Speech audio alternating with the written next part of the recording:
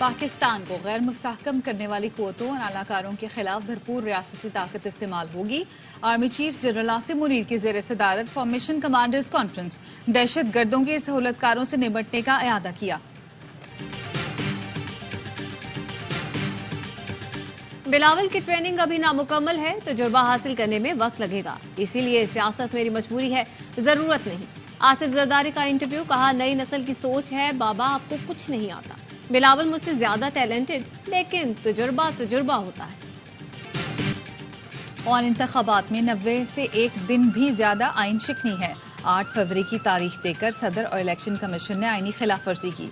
Election case में justice अतर मिनल्ला का इजाफी note, लिखा निगरानों के जरिए हुकूमत चलाना खिलाफ आइन है। जस्टिस अतर मिनल्ला के इजाफी नोट में मार्शल लॉ का जिक्र, लिखा गद्दारी का मुकदमा चलाकर परवेज मुशर्रफ को सजाए मौत सुनाई गई। गासिब काबिल एहतसाब हुए बगैर दुनिया से कूच कर गए। जियाउल हक ने आइन तोड़ा, सुप्रीम कोर्ट के जजों ने यह अमल दुरुस्त करार दे दिया। जस्टिस दुरा पटेल मार्शल लॉ की तौसीक करने वाले बेंच का हिस्सा थे, बाद में उन्होंने फैसले पर अफसोस का इजहार किया। अदालतें आईनी खिलाफ वर्जियों पर इस्तिस्ना आड़े न आने दें।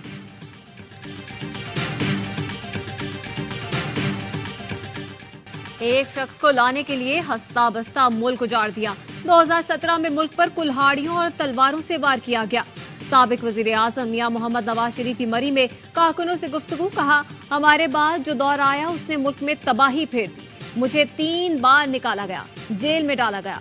अफसोस कि हमने गलतियों से सबक नहीं सीखा। अब सबके किरदार सामने आ रहे हैं। कैसे लोग थे, बगल में छुरी, मुंह में राम राम। किसी ने सबक नहीं सीखा, किसी हुकूमती ओहदे का लालच नहीं। 3 बार वजीर आजम बना। दुआ है अल्लाह इस कौम की तकदीर बदल दे।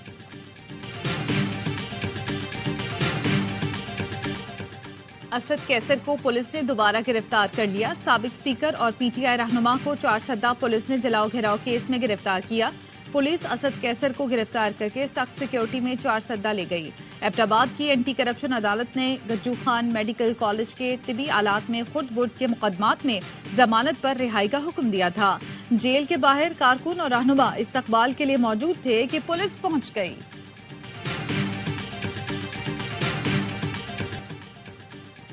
सरकारी इदारे सालाना 500 अरब रुपए का नुकसान कर रहे हैं।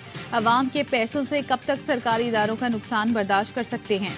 वजीर खजाना डॉक्टर शमशाद अख्तर कहती हैं, IMF के साथ कर्ज प्रोग्राम का पहला इजलास कामयाबी से मुकम्मल किया। गुज़श्ता 2 माह में मईशत के लिए बहुत मेहनत की। बैंकों को LC खोलने में सहूलतें फराहम की गई।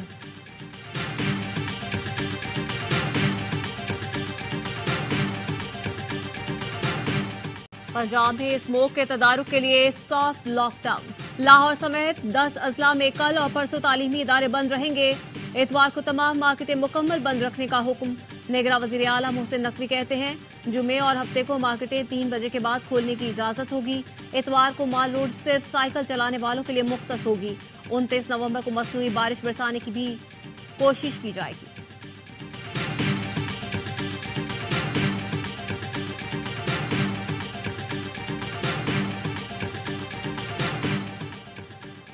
निगरान वज़ीर आज़म का नेशनल इमरजेंसी ऑपरेशन सेंटर का दौरा। कुदरती आफात से मुतालिक तैयारियों और बहाली के कामों से मुतालिक चेयरमैन NDMA ने ब्रीफिंग दी। COP28 के हवाले से तजावीज़ पेश की गई। अनवारुल हक काकड़ ने कहा, पाकिस्तान COP28 में मौसमियाती तब्दीली के मुज़रे असरात से दुनिया को आगाह करेगा। कुदरती आफात से मुतालिक NDMA और NEOC के इकदाम काबिल तहसीन हैं। सूबाई इदारों की इस्तेदाद कार बढ़ाने में उनकी मदद करें।